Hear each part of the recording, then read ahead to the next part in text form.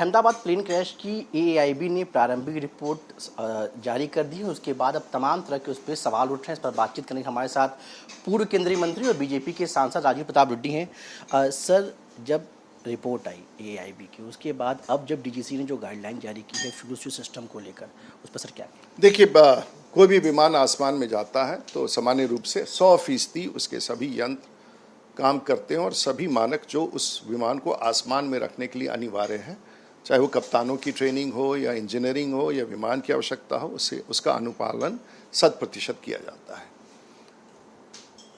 जो पिछले हादसे में एयर इंडिया के क्रैश के बाद एक प्रतिवेदन एएआईबी के द्वारा प्रकाशित है, उसमें एक अंश में कहीं दे रखा है कि एफएए जो अमेरिकी हमारे डीजीसीए के समकक्ष है, उसने एक एडवाइजरी जारी किया था, एक सूचना जारी किया था, एक रिपोर्ट जारी किया था, जिसमें फ्यूल लॉक इन डिसएंगेजमेंट के बारे में उसने एक इंडिकेशन दिया था और उसके आधार पर सभी कंपनियों ने जांच पड़ताल की।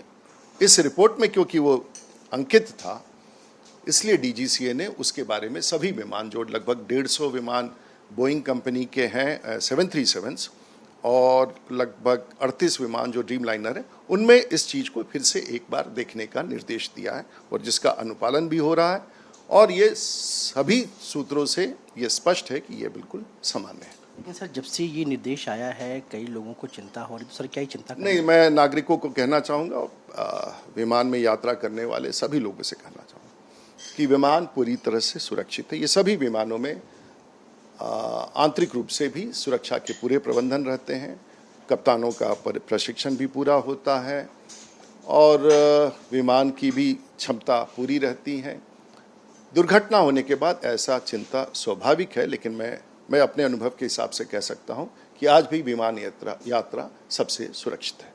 सर, एक आरटीआई के जवाब में डीजीसीए ने कहा है कि 65 बार सिचुएशन आई है और करीब 11 बार मीडिया का कॉल किया गया। तो सर, ये जो अब जो लागू, नहीं, देखिए, आप सब लोग उसको संकलित कर रहे हैं।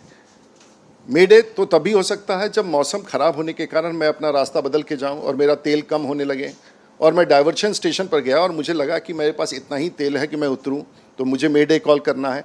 लेकिन वो मेडे इसलिए हुआ कि मेरा इंजन खराब था, ये भी उचित नहीं है। लेकिन मेडे के भी कई सारे कारण होते हैं और उसके लिए एसओपीज बनाए हुए हैं कि क्या आपको फॉलो करना है। इसलिए ये कह देना कि ये मेडे हुआ, इस पर जान पर खतरा था, हर मेडे की परिस्थिति अलग होती है और उसके हिसाब से कप्तान निर्णय लेता है। शुक्रिया। ये थे बीजेपी के सांसद राजीव प्रताप रेड्डी ने विस्तार से बताया कि जो डीजीसी ने गाइडलाइन जारी की है वो एक प्रिकॉशनरी तौर पे गाइडलाइन जारी की है और इसको लेकर नागरिकों को चिंतित होने की कोई बात नहीं। नई दिल्ली से सहयोगी मनोज ठाकुर के साथ पल्लव मिश्रा, टीवी इंडिया।